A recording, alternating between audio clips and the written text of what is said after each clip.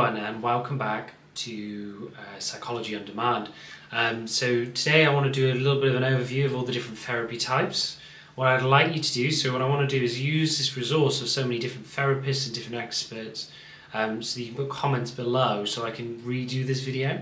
So I'm going to do a part one, which is going to be my understanding as it is. And then what I'd like you to do is to put your comments underneath about kind of changes, maybe therapy types I miss off, and I'd like you to put those underneath and help me create a fair overview of all the different therapies. Right, so I'm going to start with CBT because that's the one I do and the one I know the most about. So CBT is where you have a therapist and a patient, and what the dynamic is that you're both experts, you're both working together. You're both kind of looking at it from an empirical standpoint and trying to work together. So the therapist is an expert in CBT and the patient is seen as an expert in their own lives. CBT is based on core beliefs and the idea that these kind of trickle down into everyday experiences, and if you summarize all those everyday experiences, you would then be able to get these underlying core themes that kind of rule our lives. These come together in very early years and are very emotionally kind of based, and we're here to try and help change those rules, assumptions, core beliefs to help people feel better about themselves. Right, so we also have compassion focused therapy, which is also seen as a bit of an add-on to CBT, but also a therapy within its own right. And compassion focused therapy believes in three different drives: the fear or threat motivational state, which is there to protect us to kind of when we're engaged with what might be dangerous.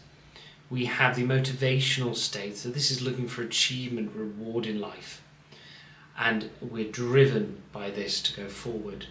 And then we have what they call the rest and digest phase, which is motivation to heal, be around loved ones, be in compassionate, caring place, and to rest and kind of recover for these other two states. So compassion-focused therapy brings in different exercises to envision warmth and kindness, to be able to give kindness and warmth to others and to be able to receive it. So we have CBT, compassion-focused therapy, and we have one of the kind of very beginning, most foundation theories and approaches, and that's psychodynamic.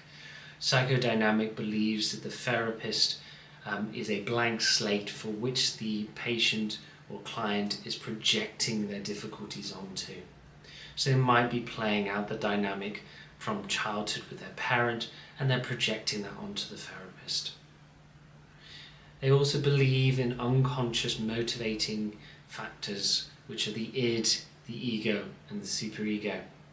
So the ego is the underlying raw emotional states and wants. The id is the cognitive part of the brain, processing and thinking, and the superego is trying to work between. So we have CBT, CFT, and psychodynamic approaches. We also have Gestalt theories, so this is one I know a little less about, and please do comment below to add to my understanding and help me do a good summary. My understanding of Gestalt therapy is that it stays very in the moment. So they use techniques such as the open chair technique to bring people who might not be around anymore, things from the past, to the current moment to address things. They believe in self-awareness and looking at the person as a whole, rather than looking at individual bits.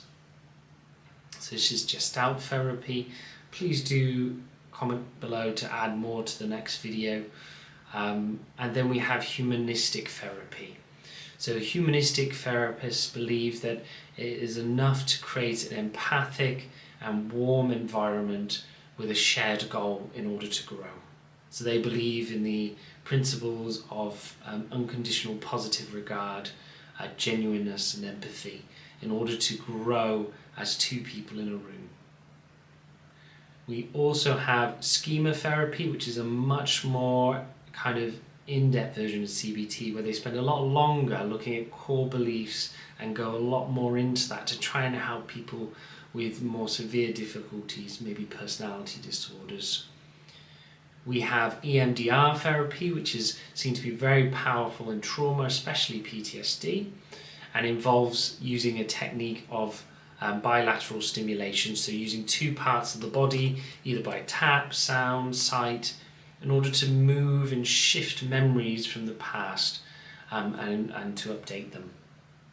Okay. We also have transactional therapy. So transactional analysis is where they look at dynamics in between people. So they look at how we can go into child state, adult state, and parent state. The child state, raw emotions from the past. The parental state, looking down and trying to monitor. And the adult state, trying to find a middle ground. They believe in looking at the dynamic in social situations, and they talk about some common patterns, one of which is hiring others when we feel little of ourselves, or lowering others to protect ourselves. So that one up, one down situation. So these are just some of the different therapy types. I've tried to think about all the different ones that I've come across.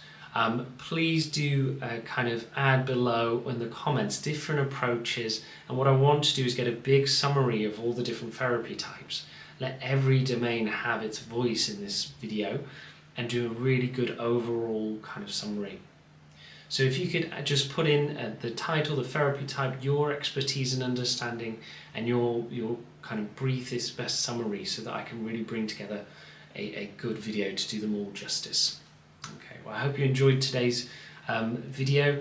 Please do subscribe if you want to have that on pop up on your news feed on YouTube.